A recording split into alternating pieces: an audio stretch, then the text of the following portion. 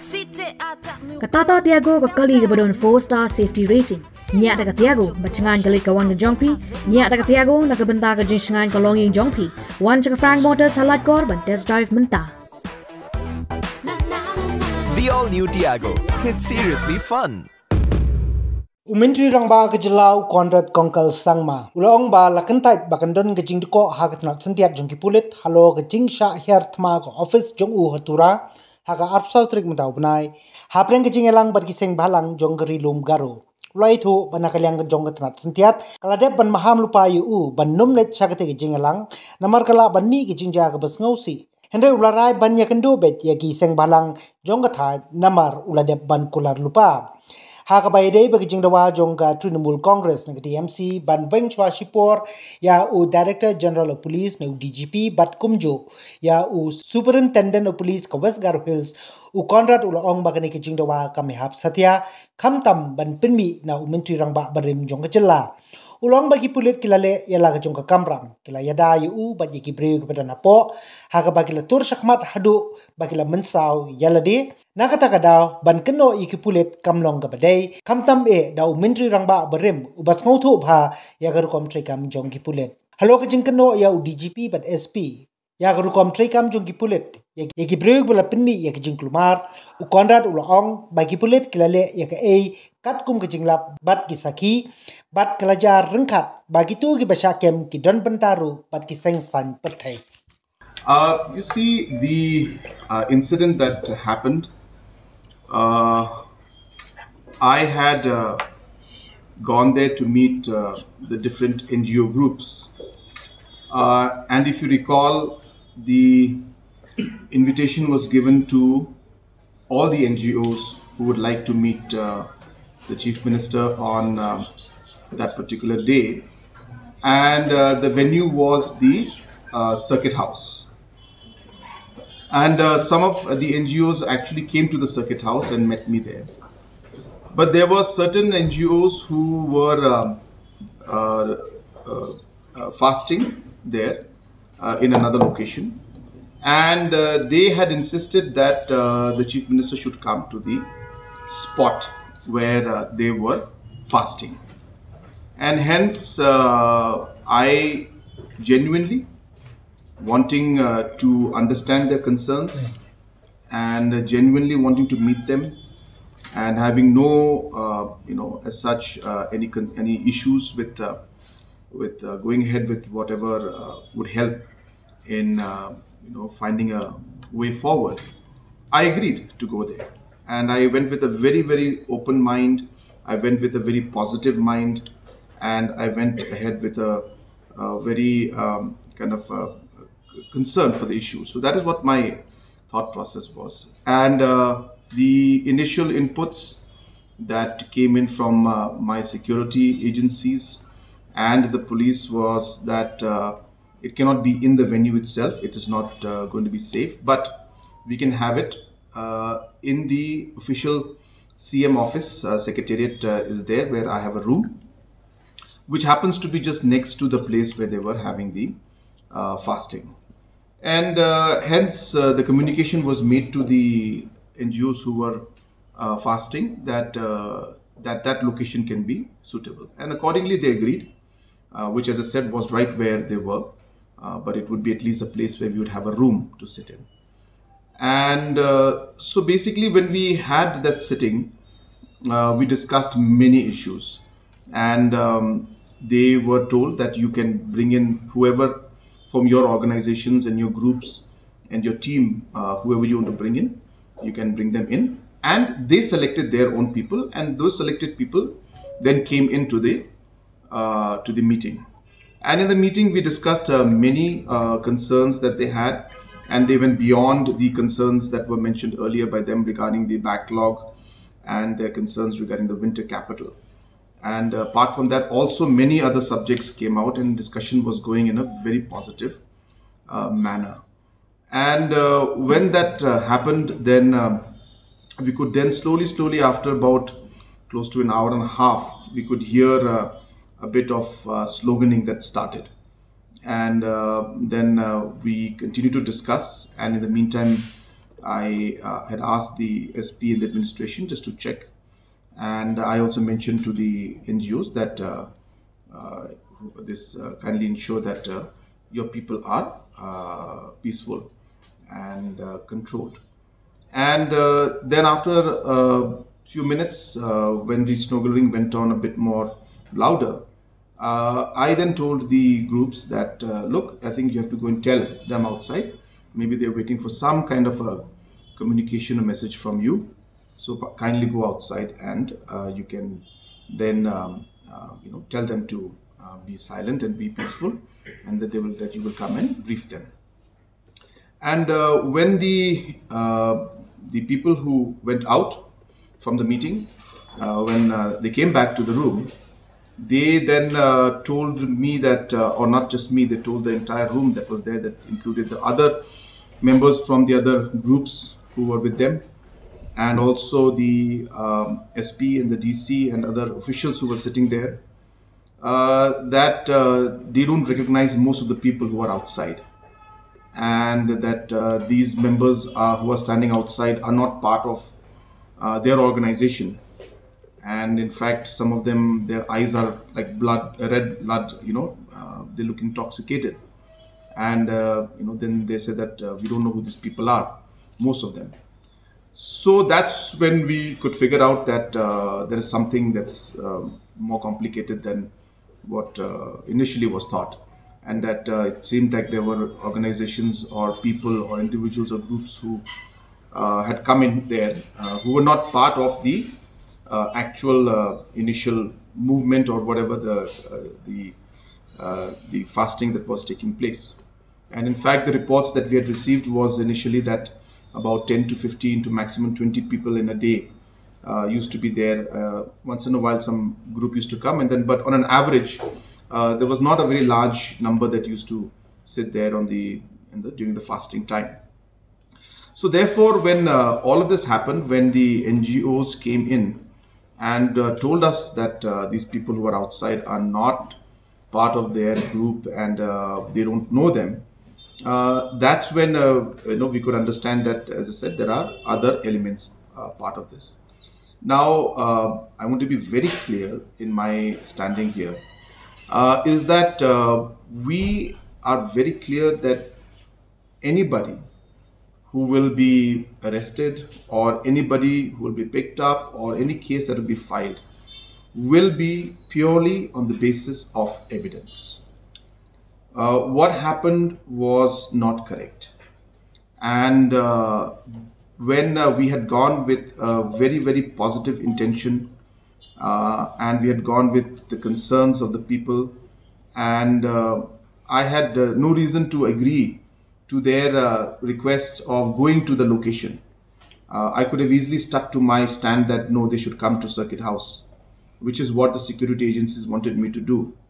But I said no, I am concerned, and I am genuinely wanting to resolve this, and I have no ego problem or anything where it looks bad for me to go. I'll go if it helps the cause.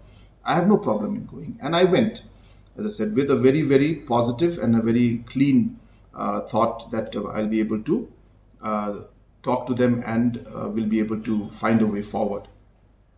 As I said, so now when all of this happened, this attack that took place, from all the statements that we could make out while we were in the room, that there were external agencies or organizations or groups or individuals who were not connected with this came in.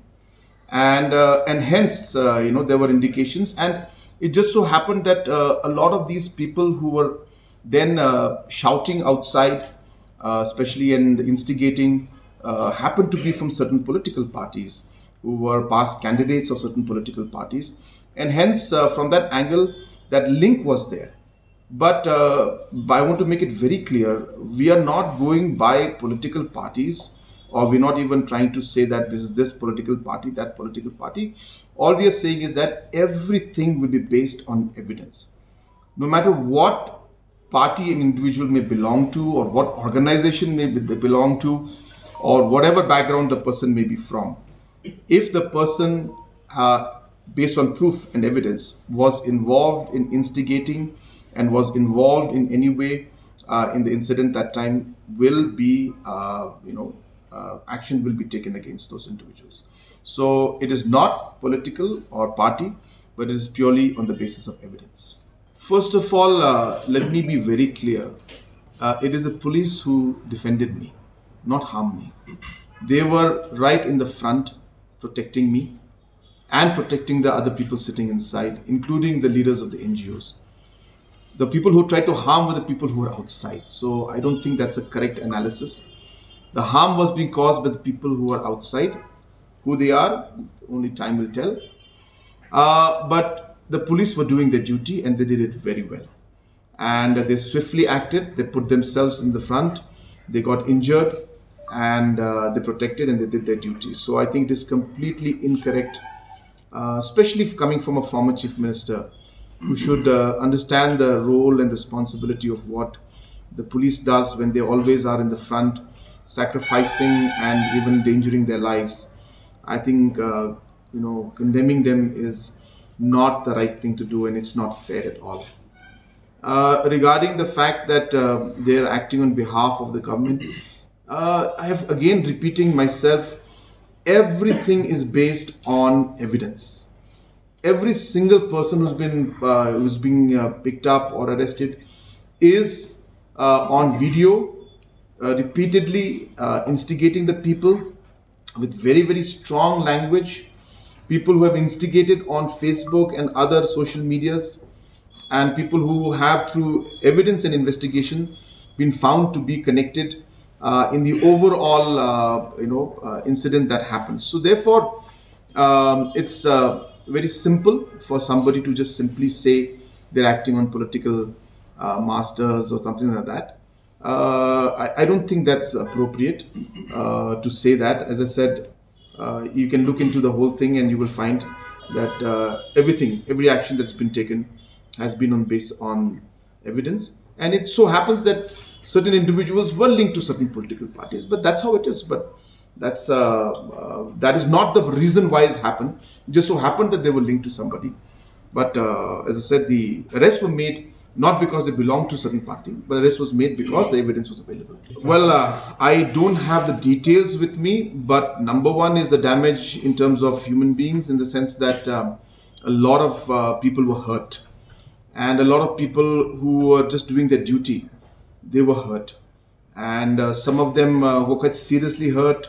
One of them, in fact, one of the first few was hurt. I was sitting with him only, and he had a big cut on his forehead and bleeding profusely.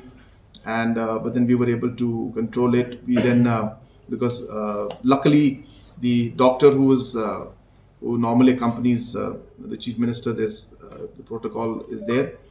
That doctor was present there, and because of his presence, actually many of the people, the police who were injured, they managed to get first aid, and they were able to. So number one, there was a huge loss in terms of the injury that was there to the people.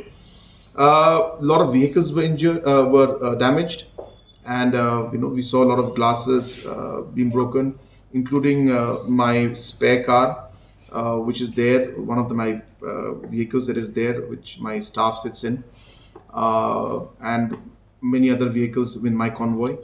And the minister's vehicle was damaged. Civilians, some vehicles were damaged. Police, of course, vehicles were burnt, some of them, and so that damage was there. There was some damage to the building also. There was some damage to some chairs that were taken by some organizations from one of the Mahari associations. So I refrain from taking the name of the Mahari, but those who have a Mahari association also, who had just given it of course as a rental thing. They have nothing to do with the movement. It's purely rental. But the Mahari also had to incur a loss in terms of their damage to their chairs. So like that, there was damage, quite a bit of damage. You see, it's like this. Intelligence failure is a very easy word to use, and we can always hindsight look at any situation and say intelligence failure. Intelligence gathering is a very complicated subject, and I keep repeating this in the past also, that police receive a lot of intelligence, but they have to take certain decisions based on the past record, on the intelligence source that is coming in from, the overall situation that is prevailing. And so it's not always that they get it correct. Now, as I said, it's so easy to make a statement and say intelligence failure and blame everything on intelligence failure.